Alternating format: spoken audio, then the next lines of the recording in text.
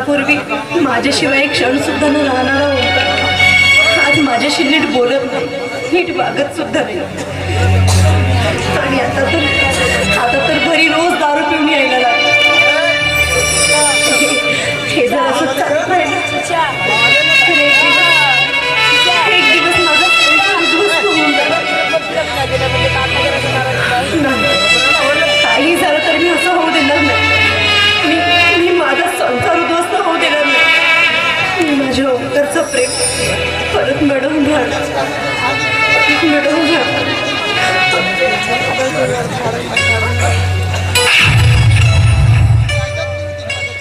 मला महत्वाचं काम आहे. तू माझी वाट बघत बसू नको. तू जेवण कर आणि निवांत आराम कर. चल बाय. मी काय म्हणते, आज जर तुम्ही बाहेर नाही गेलात तर नाही चालणार का? तुला सांगितलं ना मला महत्वाचं काम आहे. हां प्लीज असं काय करता तुम्ही? रोजच बाहेर जाता ना, आज नाही गेलं तर काय होईल? आम्हाला प्लीज मागे तुझे जे काम आहेत ना ते तू मला उद्याला सांग. प्लीज यार, आता जाऊ दे ना मला. मी काय म्हणते, खरं थांबा ना. बघा ना, ही रात्र कशी भरून आली आणि अशा रात्री तुम्ही मला सोडून चालला. नका ना जाऊ तुम्ही.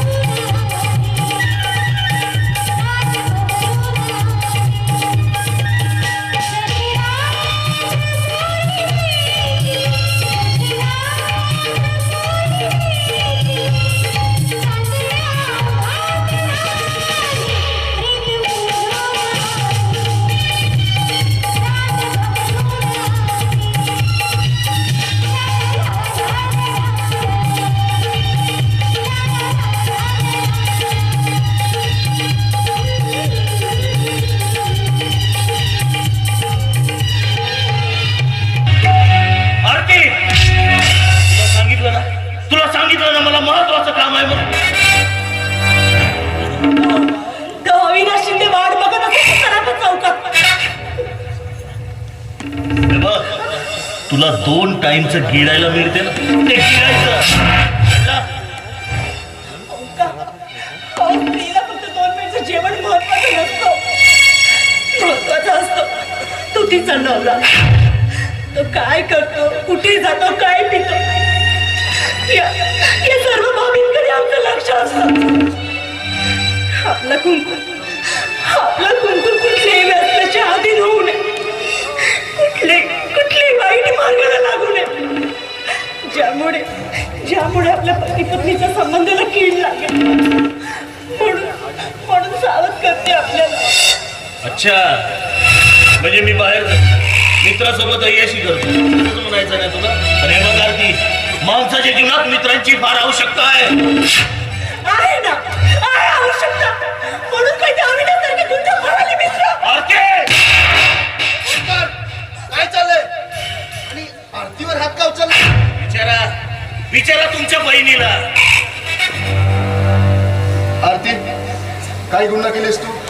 का मारले? आणि तुला मी तुला विचारतोय. अरे ती काय बोलणार? ती काय बोलणार? तुमच्या संस्काराचे बळ भोगते आहे ती. ओंकार, मी माझ्या बहिणीला घडवताना कुठलीही कसर सोडली नाहीये, आणि संस्काराविषयी तर नाही. आरती, तू मला सांगायचीस की मी खूप सुखात आहे, आनंदात आहे, आणि आज बघतोय तर माझी लाडकी बहीण संसाराची परीक्षा देते. सांग का खोटं बोललीस तू? अरे बाबा, मी खरंच सुखातच आहे. बघितलं ग, अगदी जवळून बघितलं, माझ्या या डोळ्यांनी बघितलं. ओंकार, फसवलंस मला. अरे तुमचं लग्न लावून दिलं, हे चुकलं का माझ्या काढलेल्या तुकड्याला तुझ्या स्वाधीन केलं, हे चुकलं का माझं? पण लक्षात ठेव ओंकार, मी हे खपवून घेणार नाहीये. तू आमचं लग्न लावून दिलंस म्हणजे माझ्यावर उपकार केला. अरे यात तुझाही स्वार्थ होता, कारण तुझ्या या बहिणीला या वैभवाची मालकीण बनवायची होती. पण म्हणतात ना भिकाऱ्याला होकारायचं असतं. शिकवताय नुकताच मिळालेल्या ऐश्वर्याचा माज चढला हिला, म्हणून आपली अवकात विसरून बसले.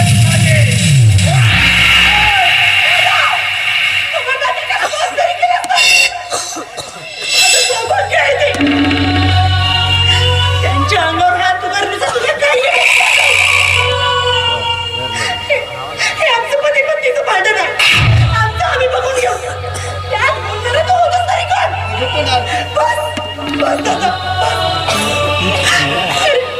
अरे तुम्हाला लहानाचं मोठं केलं, काही उपकार केले नाही.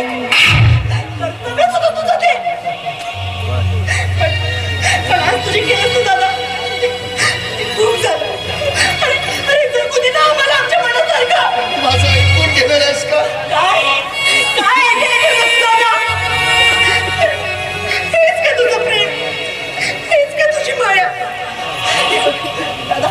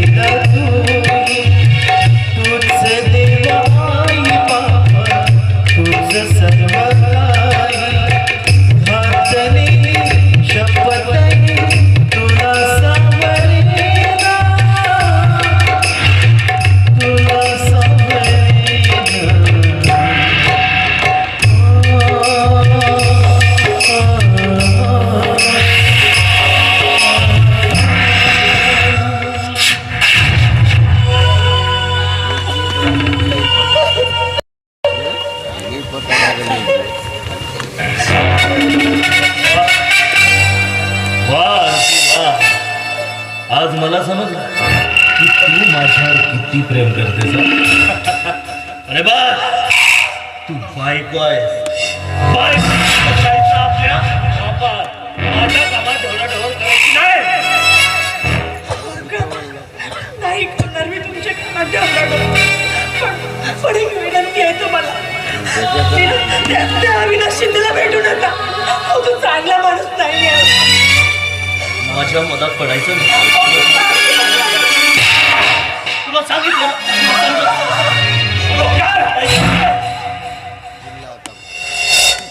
काय चाललंय हा? या घरामध्ये काय तमाशा सुरू आहे अरे तुझ्या लग्नाची बायको तिच्यावर हात उघडतोस तू हा? आणि तू ग हा? काय चाललंय तुझं पण अगं आता तो मला जाताना अनिकेत घेतला त्याने तो मला सगळं बोलला एक मिनिट सगळं कळतंय मला आता जो बाहेर गेला त्याने मला इथली सगळी हकीकत सांगितली आणि आणि तो तुझा भाऊ आहे त्याने तुझ्या बाजूने बोलायचं नाही तर मग कोणाच्या बाजूने बोलायचं हा? अगं तो तुझ्यासाठी चंदनासारखा झिजतोय आणि तू त्याला घराच्या बाहेर काढला मला हे अजिबात पटलेलं नाहीये आणि हा साहेब तुमचं काय सुरू आहे हा? तुम्ही खूप दिवे लावताय आपल्या घरामध्ये अरे आजपर्यंत मी माझ्या डोळ्यामध्ये काजळासारखं जपून ठेवलंय मी तुला पण आज तू त्याच माझ्या डोळ्यामध्ये अश्रूंचा सागर निर्माण करतोय हे जे सगळं वैभव दिसतंय ना हे तुझ्या बापाचं आहे माझा हे विक्रम राजाचा आहे आणि या तुमच्या वैभवात माझाही तेवढाच अधिकार आहे पप्पा अच्छा बघितलं की तुझा नवरा अधिकाराच्या गोष्टी करतो काय स्वतःच्या बापा पुढे मान्य आहे मला ओंकार राजा की तुझा अधिकार आहे पण अधिकार तुझा तेव्हा असेल की जेव्हा मी माझा अधिकार सोडेल तेव्हा मी जेव्हा जाईल तेव्हा पण तोपर्यंत हे सगळंच्या सगळं वैभव ऐश्वर्य हे सगळं माझं आहे खरं तर 1 रुपया कमवण्याची अक्कल नाहीये तुला आणि या समाजामध्ये जर असेल ना तर या समाजामध्ये तुझी किंमत फक्त 0 आहे 0 ठीक आहे आणि मला तुमचं हे संभाषण ऐकण्याची सवय नाही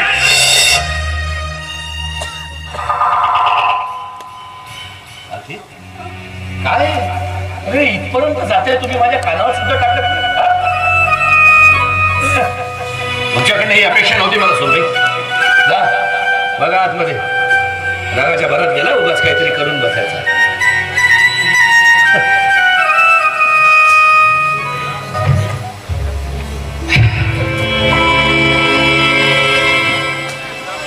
परमेश्वरा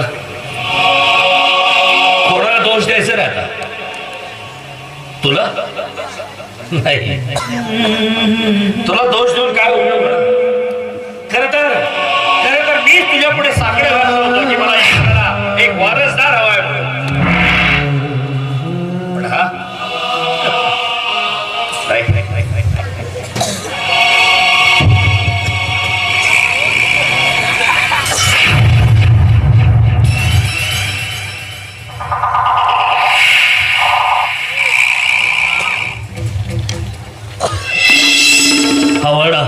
हा वाडा माझ्यासाठी काटेरी पिंजरा बनलाय काटेरी पिंजरा ना या वाड्यात सुख ना समाधान फक्त होतो या ओंकार राजेचा अपमान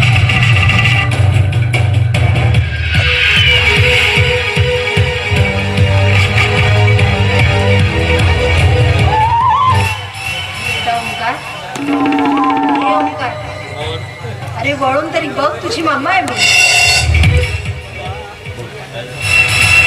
काय झालं का इतकं डिस्टर्ब आहेस तू इतकं अस्वस्थ आहेस ना मला बघवतच मला सांग तू काय होतंय काय झालं तू नाही जरी सांगितलंस ना बेटा तरी मला सगळंच कळतं या घरात तुझी चालू असलेली घुसमट मला दिसत नाही असं वाटतं तुला अरे अरे आजपर्यंत मी सगळं मुकाट्याने बघत आले सहन करत आले पण आता नाही होत मला हे सगळं खरं तर तुझ्या लहानपणापासूनच तुझ्या पप्पांनी मला तुझ्यापासून हे तू पुरस्सर दूर ठेवलं पण आता मी हे सहन नाही करू शकत. आता तुझी आई तुझ्यापासून दूर नाही राहू शकणार. तुझ्याच घरात एखाद्या गुलामासारखं वागवलं जातं तुला.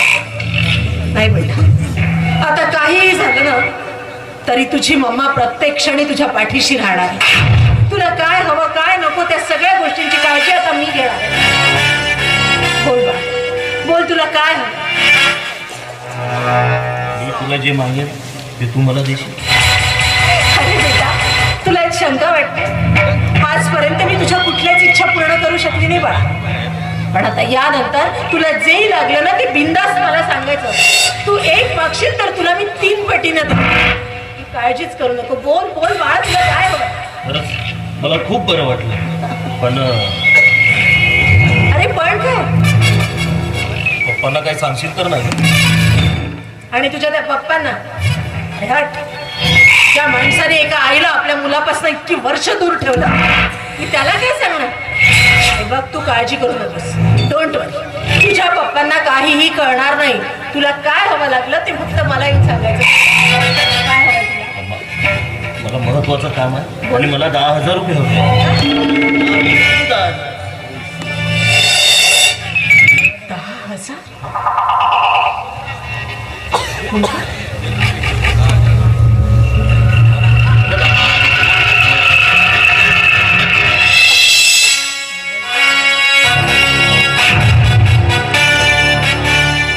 आता माझी मम्मा मला 10,000 रुपये देणार की नाही?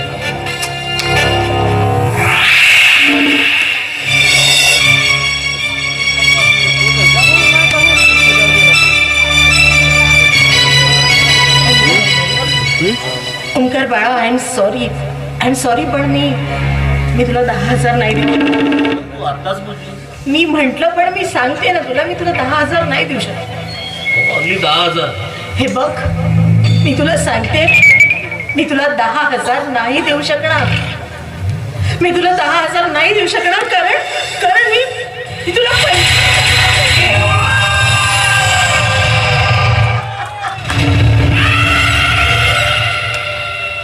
घे बेटा घे. 25,000 घे आणि यश कर. वा मम्मा वा. मी तुला 10,000 रुपये मागितले पण तू मला 25,000 रुपये दिले. मी तुला बोलले होते ना की तुम्हाला जे काही मागशील त्याच्या 2-3 पटीनं तुला सगळं मिळेल. हो की नाही? केला ना प्रॉमिस पूर्ण? I love you mama. Love you too बेटा. अरे बेटा, या वयात तू एन्जॉय करणार नाही तर कोणत्या वयात करशील? तेव्हा तू आता बिंदास जा, एन्जॉय कर. आणि कमी पडले तर मला पैसे माग. पप्पांना काय सांगू? मी सांगणार नाही. तू फुल ऑन एन्जॉय कर, आपलं आयुष्य जग. जा, तुला काय करायचं ते कर. बाय बेटा, एन्जॉय युअरसेल्फ.